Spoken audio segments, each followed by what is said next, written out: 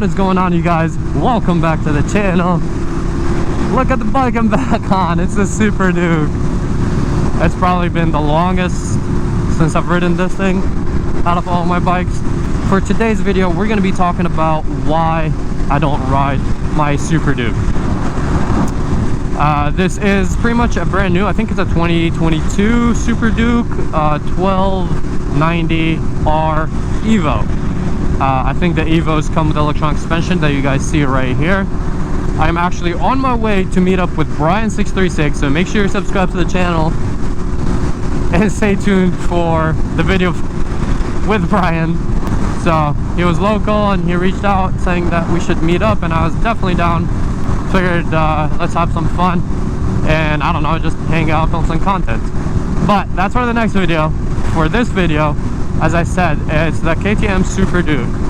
Why do I not ride this bike? Where has it been? It's been in the corner of the garage, I'm not gonna lie. You probably have seen it in some of my videos, but I figured I'd take her out, dust her out. I feel like it's more fitting since I'm meeting up with Brian, and also I can get a few videos with this bike since I haven't used it in a very long time. I've always said that, like, honestly, I think this is like my favorite daily that is not a super bike. In general, I think I would rather daily a super bike over a naked. It's just more of my style, and as you guys see, like right now we're, you know, doing freeway speeds, so I would definitely rather have that extra wind protection from the extra fairing, especially in the front. And I know that you can put like some sort of like wind protection over here, but they look absolutely ugly. I bought a little carbon piece right here that I don't know, that was like literally when I got this bike through KTM. They sent me the wrong one, and I was like, you guys sent me the plastic one, I wanted the carbon one. Long story short, but I never picked it up. But yeah, it's a little one that goes like kind of right here, a little carbon piece, so I don't think it's gonna do much. I'm like a taller guy, so like I get hit with a lot of wind. So it's not the best for the type of riding that I do. Plus, in general, I do love the aesthetic of the super sports and not as much of the naked bikes, which is why I only have 2 naked bikes, and pretty much all the other 7, yeah, all the other 7 are super sports. And even then, I'm like, maybe having 2 naked bikes was like a mistake, honestly. I think I just should have gotten the Rush and stuck with that. But you guys really want a SuperDuke. This was like a purchase that I mainly did for you guys, for the fans, because this is what you guys wanted to see on the channel. So I got it, and I've also, like, I didn't think it was like, it wouldn't be like my, you know, first choice or anything like that, but I do like how unique it is. It is a twin engine, which I do not have in my collection. I'm also missing a triple, which is why I wanted to get a Triumph. What is it called? I forgot the name. Not the RS. Oh, Speed Triple Double R. I think that one looks like that cafe racer look. I think it looks really nice and finished. I should have gotten that instead of this, maybe, because that way I will have kind of like, there's the sheriff right here, so we will hide next to this van so they don't see us. I don't know why, but that's just my reflex. I'm like, out of sight, out of mind. This is an undercover cop too, actually.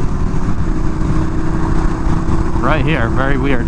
There's a lot of things that I'm not a big fan of about the KTM in general. I think it's, in my opinion, one of the most unique and fun naked bikes. I've ridden a decent amount of naked bikes now, from rare MVs to the Street Fighters to, what else? I don't think I've ridden it to Wano. No, I did ride it to Wano, actually. Thanks to Moto Club Santa Monica with that crazy loud exhaust. If you haven't seen that video, go check it out. I've ridden the ZH2 a couple times. I've ridden pretty much all the, like, you know, popular naked bikes that I would be interested in. And I never rode a SuperDuke, but I ended up getting a SuperDuke mainly because of how unique it is. You know, it's a 1300cc engine, which is absolutely crazy. That's like the biggest engine I have technically, and it's a twin, so it has a very, very unique sound. I do love the sound of the twin engines, especially like the older Ducatis, like the 1299 and the 1199. I think those sound pretty cool with those big 13cc twin engines. They're just very unique in their own way. Sorry, I was just like looking around because I'm like, you know, remembering where I'm going, but I think we're good. I don't want to miss the exit. I'm already late on Brian. He doesn't know me well. He doesn't know that I'm always late. Even though yesterday when we met up, I wasn't late. We actually met up yesterday, but I'll talk about that in the video with him, so stay tuned for that. Yeah, I hope the wind noise isn't too bad for you guys. As I said, I'm getting hit like with a lot of wind. I also do love how high this bike is. It sits like very tall. I don't know, because it's a naked bike in general, or just, I think the SuperDuke specifically sits like very tall, so I feel like I'm kind of like on top of the road, which is kind of different. I usually like to be like more low, because it gives me better a better center of gravity. But this is cool for like a difference. It's kind of like such a fun like chill around bike, especially because I don't have a full system on it. All I have is a slip-on from SC Projects, so it's not loud unless I get on the throttle. Like, probably you guys can't even hear the bike right now. I can even barely hear it myself, but if you do get on the throttle, you do hear that twin rumble, which is very unique, and that's one of the things I do love about this bike. My first complaint is the most obvious one, the one you guys have heard me talk about all the time. This is the best KTM that they sell. It's the top of their brand, besides that really limited one, the KTM RC8C or something like that, which is not a leader bike. If that bike was a leader bike, that definitely would have been an option for me. That's the thing for me. I honestly just like leader bikes mainly, and I think that's, I'm not sure if that bike is only a track bike or not. Let me know down in the comments below, but I know it's like designed for the track, you know, but I'm not sure if it's like road legal or not. But either way, that is, as I said, not a leader bike, so I feel like it wouldn't stack up well with my lineup. I like to get leader bikes because then I can compare them apples to apples. I'm getting the best bike from each brand, even though technically this is a naked bike, you know what I mean, so it doesn't compare directly apples to apples, but it's still like the flagship vehicle of this brand, which is why I wanted to get it. And plus, I do think it looks unique and different in its own way. But the issue that I've always complained about is, of course, the technology. That's one of the main things I didn't write about it. It's more branding is a big deal for me too. Like, you know what I mean, I don't just get on a bike and I'm like, oh, this ride's okay. What the brand is, what the brand stands for matters to me. And I don't know, KTM kind of just like rubbed me the wrong way when they gave you the quick shifter. You buy their top bike, they have the electronic suspension, you have all these settings and features, but you have to pay an extra $1,000 to purchase their, I forgot what it's called, it's been a long time since I talked about it, but it's like an ECU thing that you have to buy through the dealership for like $1,000, so you can unlock the stuff they already gave you with this top bike in its category.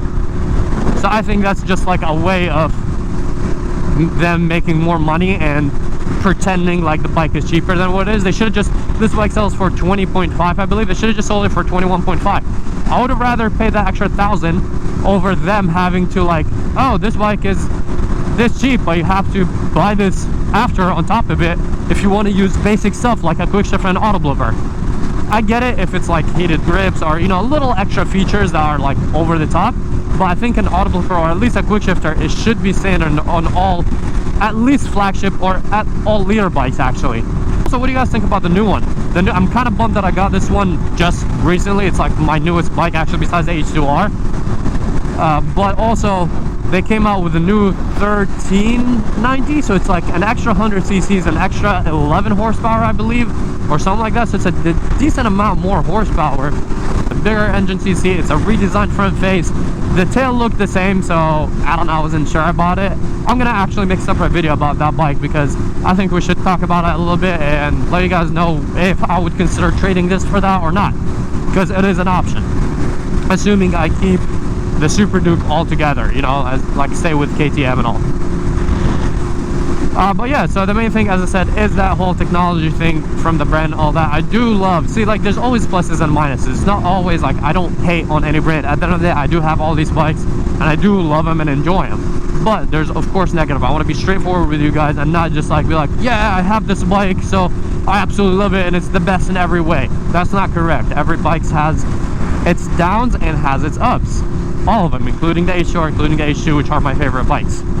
So yeah, that's the main thing why I haven't been riding this bike. I don't really have a quick shifter. It's not about the $1,000. I'm honestly not sure like how long I'm keeping this bike or if I'm keeping this bike, because you guys have seen how much money I've spent on parts. I mean, like I've put a lot of money into this in general, but it's just the concept of like, you know, I have to do that, and especially because the Rush, which is my only other naked bike, I don't have a quick shifter as well, because that bike does come with a quick shifter auto blipper, but when you switch it to GP shift, you can't use that, and they don't have a software to go around that. So that's why I'm kind of like stuck shifting manually, which I'd rather shift manually than not have GP shift, because that confuses me when I swap from bike to bike.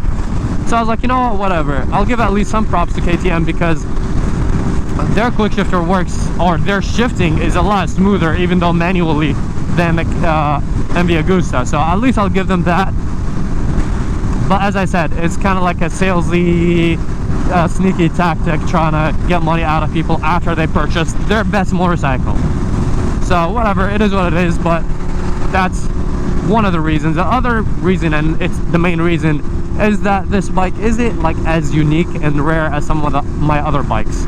Technically, out of the whole collection, it's the least unique. And yeah, it is the cheapest, so technically it's not a very fair comparison, but it's not that much. Actually, it is a decent amount cheaper, because the second cheapest, which we made a video about, talking about ranking my bikes from cheap to most expensive, if you want to check that one. The second one after the KTM was actually, I believe, the Aprilia, and that one is $5,000 more. So it is a big gap, 5,000 from 20, and I'm talking all based on MSRP. It is a decent price difference between the two, but at the end of the day, it still is on the upper end of price when it comes to motorcycles. We gotta criticize the little things that I feel like other motorcycles have that this one doesn't.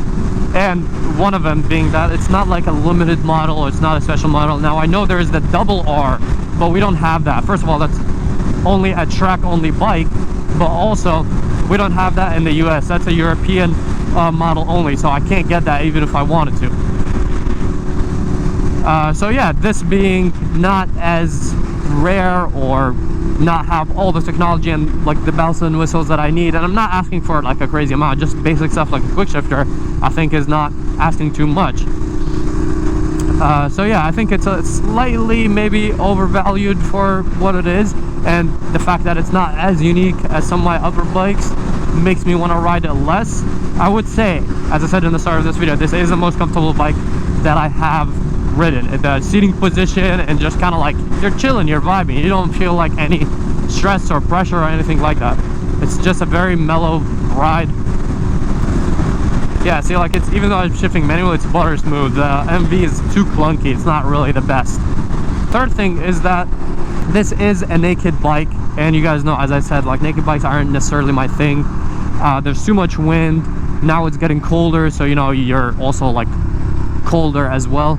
This bike doesn't have as much top end, top speed. It's more than plenty for the street, to be honest, but overall it's not like it's very different from my other bikes. Like, at least the Rush has more similarities to my leader bikes than this one. This one is a true naked bike. That's kind of why I wanted to experience a true naked bike, and I think this is one of the best ones.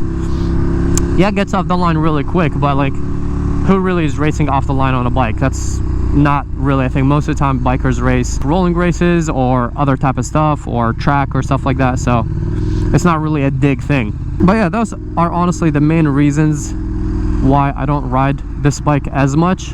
It's just a mixture of it not being as special. I would say a big part also is because I don't have a decatted exhaust on it. I need to make a custom one, similar to what I did with the Rush.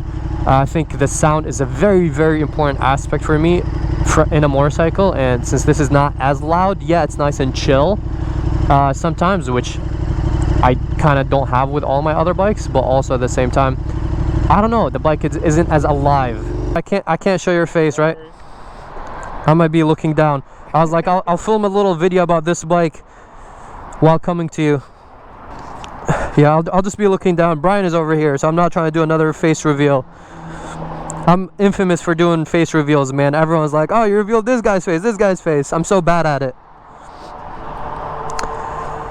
But yeah, I was pretty much telling the people why I don't ride this thing as much. Ah, okay, you're good. I'm good now. I'm good. How you doing, bro? Sorry I'm late. I was very late. It was a mess. This is stuffed in the back of the garage, so. This is a SuperDuke? Yeah. 1290, yeah? 1290, yeah. It's the best one they make, the R Evo or whatever. You can see the oil in the clutch, right? Yep. That's pretty cool. Clear clutch. What year is it? 2022. 2022? Yeah, I got it earlier this year. feeling? I was just complaining about that right here. That was like my last negative thing because all I have on it is a slip-on. Look how big this cat is. Yeah. Massive. So unfortunately, not really any companies make that for it, especially fitting with this slip-on. So I would need to make a custom one. Okay. And I'm not sure if I'm keeping the bike or not. They just came out with a 1390, so an extra 100 cc's, which is kind of crazy with an extra 11 horsepower. So it's like a decent amount more. These SuperDukes are gnarly, man. I know that would be a bike you should get. Wow. You know, you would destroy everything with this thing. Me? Oh no. I've tried like a couple Harleys, not for me. Not like a built Dyna though? Nope. No? Not for me. Really? I can't do it. I'm very like, I love the super sport feel. Okay. You know what I mean? It's like an exotic car versus a muscle car. That makes sense. Yeah, with cars it's a little different. I do love both muscle cars and exotics, but with bikes I'm only like super sports. I barely branched out to the nakeds, and it's still, I was talking about it, it's not really for me. Yeah. Super sports is like, I don't know, something about it, the feel and the position, it just gives you like a different vibe. I hear you. It took me a while to get into Harleys too. Maybe eventually. I've been riding for 6 years. Get to your almost 30s, and then you're like, it might be alright. Okay, I have 5 more years till I'm 30, so we'll see. Maybe in 5 years I'll like Harleys a little bit more, but for now I'm still in my douchebag super sport era. So yeah guys, this is pretty much, these are the main reasons why I don't really ride the SuperDuke as much.